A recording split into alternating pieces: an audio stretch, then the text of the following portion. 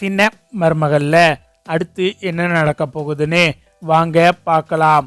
இங்க தமிழ் வந்துட்டு அன்பு இல்லத்துல இருந்து ஃபோன் பண்ணதையும் அந்த குழந்தைகள் எல்லாம் வாழ்த்துக்கள் சொன்னதையுமே நினைச்சு பார்த்து சந்தோஷப்பட்டுக்கிட்டு இருக்காங்க. இன்னொரு பக்கம் பார்த்தா சேது வந்துட்டு மணி 12 ஆக போகுது.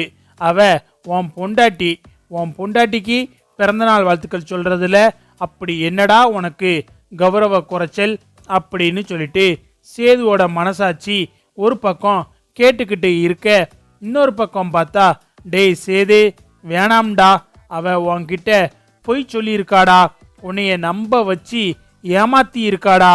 யாருமே குழந்தை விஷயத்துல பொய் சொல்ல மாட்டாங்க, ஆனா இவ பொய் சொல்லியிருக்கா.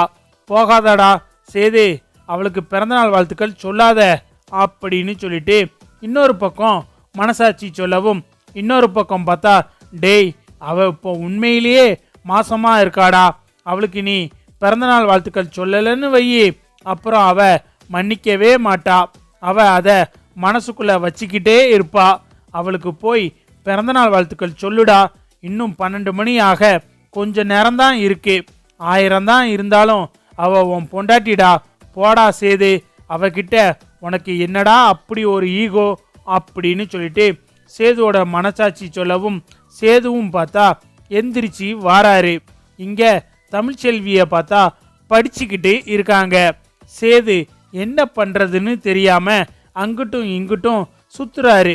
தண்ணி எல்லாம் குடிச்சிட்டு தமிழ்ச்செல்விய பார்த்துக்கிட்டே இருக்காரு. போய் பிறந்தநாள் வாழ்த்துக்கள் சொல்லுவோமா வேணாமா அப்படின்னு சொல்லிட்டு போனை பார்க்கறாரு. இன்னும் ஒரே ஒரு நிமிஷம்தான் இருக்கு 12 மணியாக.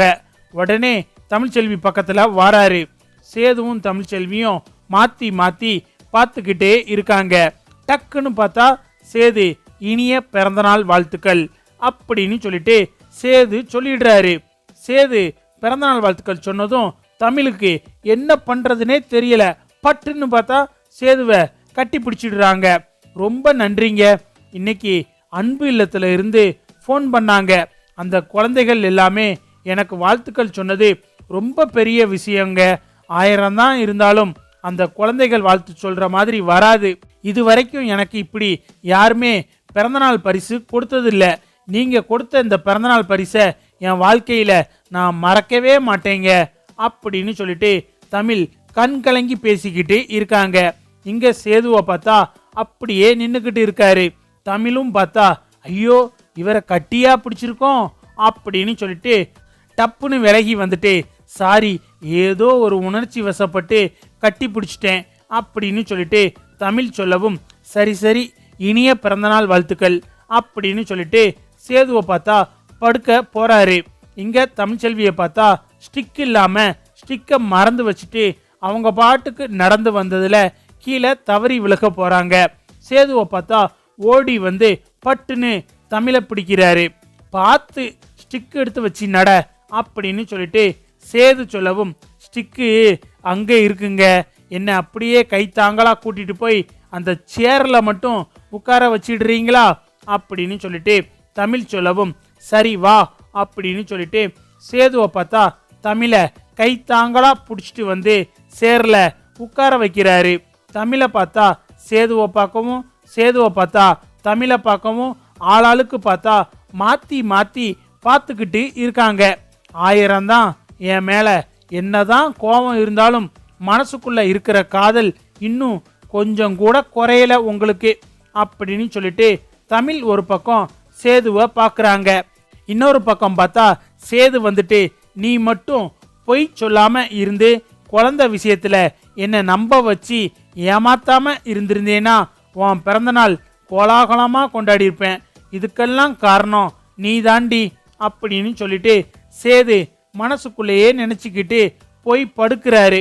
அப்பந்தான் பார்த்தா தனம் எந்திரிச்சு வந்து, அக்கா என்ன ஒரே ரொமான்ஸா அப்படின்னு சொல்லிட்டு தனம் கேட்கவும், ஏய் நீ இன்னும் தூங்கல அப்படின்னு சொல்லிட்டு தமிழ் கேட்கவும், அக்கா எப்படியோக்கா இன்னைக்கு 12 மணி ஆகிறதுக்குள்ள மாமா உனக்கு பிறந்தநாள் வாழ்த்துக்கள் சொல்லிட்டாரு அப்படின்னு சொல்லிட்டு தனம் சொல்லவும், ஆமா தனம் அவர் எனக்கு இன்னைக்கு பிறந்தநாள் வாழ்த்துக்கள் சொல்லுவாருனோ இல்லை எனக்கு இப்படிப்பட்ட ஒரு பெரிய பரிசு கொடுப்பாருனோ நான் நினைச்சு கூட பார்க்கல. ஆனால் அவர் இன்னைக்கு பிறந்தநாள் வாழ்த்துக்கள் எனக்கு சொன்னதும் இந்த பரிசு கொடுத்ததும் என் மனசுல அப்படியே நின்று போச்சு. என்னதான் இருந்தாலும் அவர் மேல எனக்கு கோபம் இருக்குதான், அதே மாதிரி அவருக்கும் என் மேல கோபம் இருக்குதான். ஆனா இன்னும் ஒருத்தருக்கு ஒருத்தர் மனசுக்குள்ள அளவு கடந்த பிரியமும் பாசமும் காதலும் இன்னும் அதிகமாகிக்கிட்டே தான் இருக்கு அப்படின்னு சொல்லிட்டு தமிழ் தனத்துக்கிட்ட சொல்லிக்கிட்டு இருக்காங்க. அடுத்து மறுநாள் காலையில பார்த்தா இங்க எம்எல்ஏ வீட்டில் இருந்து போஸை பொண்ணு பார்க்கறதுக்காக தடபுடலா ஆட்களோட இங்க வீட்டுக்கு வரவும் இங்க ஈஸ்வரியும் சித்ராவும் வேகமா வந்துட்டு வாங்க வாங்க வாங்க எல்லாரும் வாங்க அப்படின்னு சொல்லிட்டு ஈஸ்வரிய பார்த்தா விழுந்து விழுந்து கவனிச்சுக்கிட்டு இருக்காங்க. இதெல்லாம் பார்த்துட்டு சாவித்திரிக்கு பார்த்தா சும்மா வயிறு பத்திக்கிட்டு எரியுது. அடியே தாமரை, இந்த கல்யாணத்தை மட்டும் நம்ம நடக்க விட்டுறவே கூடாதுடி. அப்படி இந்த கல்யாணத்தை நடக்க விட்டோம் இவ நம்ம தலை மேலே ஏறி நின்று ஜிங்கு ஜிங்குன்னு ஆடுனாலும் ஆடிடுவா. அதனால இந்த கல்யாணத்தை நம்ம நடக்க விடக்கூடாதுடி அப்படின்னு சொல்லிட்டு இங்க பார்த்தா சாவித்திரி வந்துட்டு தாமரை கிட்ட சொல்லிக்கிட்டு இருக்காங்க. இந்த பக்கம் பார்த்தா மலரு வந்தவங்களுக்கு காப்பி போட்டு கொடுக்க டீ போட்டு கொடுக்குற வேலையை பார்க்கணும்னு சொல்லி அங்கிட்டும் இங்கிட்டும் திரிஞ்சுக்கிட்டு இருக்காங்க. அப்பந்தான் பார்த்தா சாவித்திரியும் தாமரையும் வந்துட்டு மலரை நல்லா ஏற்றி விடுறாங்க. என்ன மலரு, உன் புருஷனுக்கு 2ஆம் தாரமா ஒரு பொண்ணை உன் மாமியாக்காரி பார்த்துக்கிட்டு திரியிறா, நீ என்னடானா இப்படி வந்தவங்களுக்கு காப்பி டீ போடுற வேலையை பார்த்துக்கிட்டு இருக்க, 1000 தான் இருந்தாலும் நீயும் இந்த வீட்டு மருமக இல்லையா அப்படின்னு சொல்லிட்டு சாவித்திரி சொல்லவும் அதுதான் என்னைக்கோ முடிஞ்சு போச்சேம்மா, அவருக்கும் எனக்கும் ஒட்டும் இல்லை உறவும் இல்லைன்னு சொல்லிட்டு ராஜாங்கம் ஐயாவே அத்து விட்டுட்டாரு.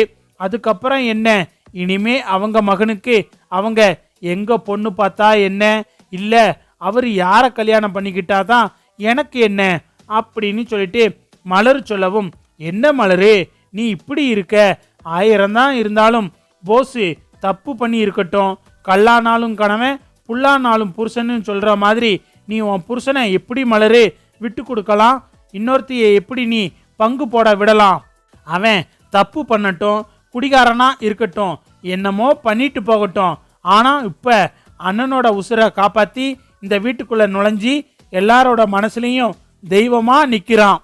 அப்படிப்பட்டவனை நீ ஏத்துக்கிட வேணாமா, இல்ல அவங்கிட்ட ஒரு தடவை போய் என்னங்க இந்த மாதிரி நான் தப்பு பண்ணிட்டேங்க உங்க கூட வாழ விருப்பப்படுறீங்கன்னு சொல்லி நீ அவன் மனசை மாற்ற வேணாமா, நீ கொஞ்சம் கொஞ்சமா பேசினேனா அவன் மனசு என்ன கரையாமலையா இருக்க போகுது, 2 பேரும் காதலிச்சு கல்யாணத்துக்கு முன்னாடியே அவங்கிட்ட உன்னை இழந்து அதுக்கப்புறம் தானே நீ கல்யாணம் பண்ணிக்கிட்ட, இப்படியெல்லாம் இருந்துட்டு அப்புறம் எப்படி மலரு உன்னால போஸை இன்னொருத்திக்கு விட்டு கொடுக்க முடியுது, என்ன மலரு நீ இப்படி இருக்க அப்படின்னு சொல்லிட்டு சாவித்திரிய பார்த்தா நல்லா மலரை ஏத்தி விடவும் மலருக்கும் பார்த்தா போஸை பத்தின நினப்பு வந்துருது.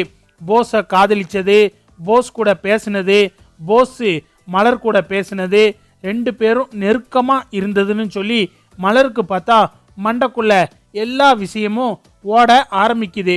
ஆமா 1000 தான் இருந்தாலும் அவரு நம்ம புருஷன் தானே அப்படின்னு சொல்லிட்டு மலருக்கு போஸ் மேல ஒரு சின்னதா நினப்பு வர ஆரம்பிச்சிருது. இங்க சாவித்திரி வந்துட்டு மலரு தீவிரமா யோசிச்சுக்கிட்டு இருக்கிறத பார்த்துட்டு இவ யோசிக்கிறத பார்த்தா போஸ் கிட்ட போய் பேசுவா போலையே, எது எப்படியோ இந்த கல்யாணத்தை மட்டும் நடக்க விட்டுறக்கூடாது அப்படின்னு சொல்லிட்டு சாவித்திரி மனசுக்குள்ள நினைச்சுக்கிட்டு இருக்காங்க.